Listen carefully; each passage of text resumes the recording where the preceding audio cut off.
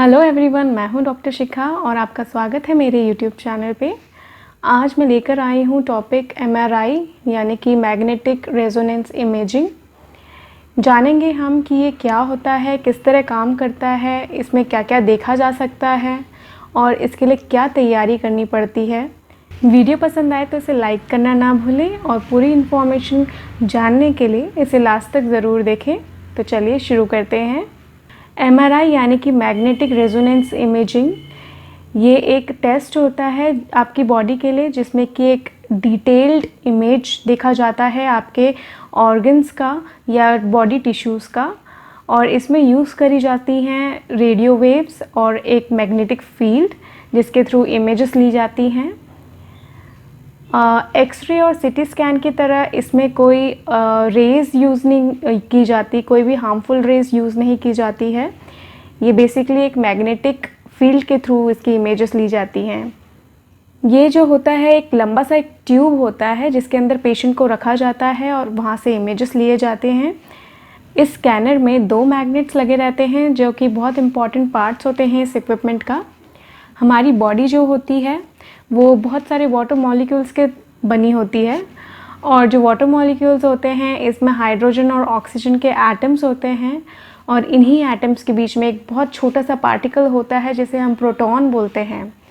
ये प्रोटॉन जो है ये एक मैग्नेट की तरह काम करता है और बहुत ज़्यादा सेंसिटिव होता है कोई भी मैग्नेटिक फील्ड के लिए। तो यही प्रोटॉन जो होता है हेल्प करता है हमें एमआरआई में इमेजेस बनाने के लिए। तो इस तरह ये पूरा एमआरआई काम करता है।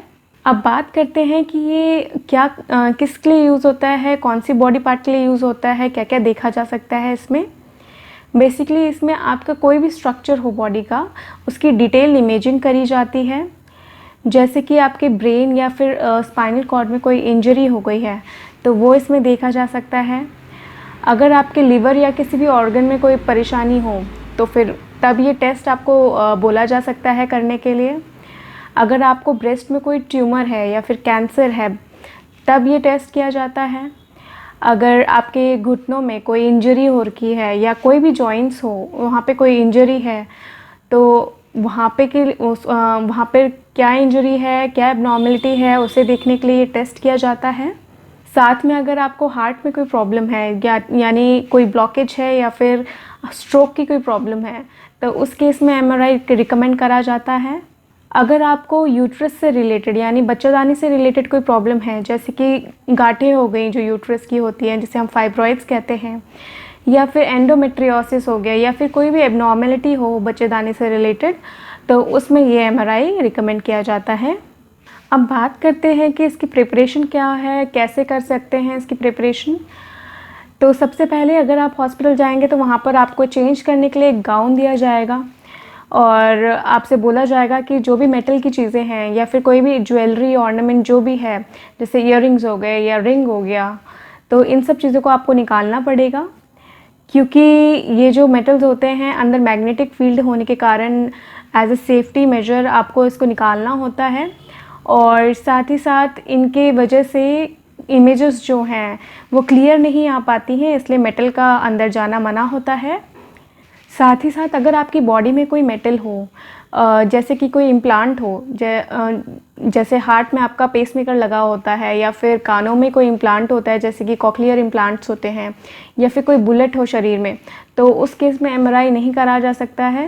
कुछ केसेस में जो है ये एक कॉन्ट्रास्ट इंट्रावेनस डाई दिया जाता है ताकि आपके जो इमेज है वो और क्लियरली आ सके। तो ये किसी किसी केसेस में देना होता है।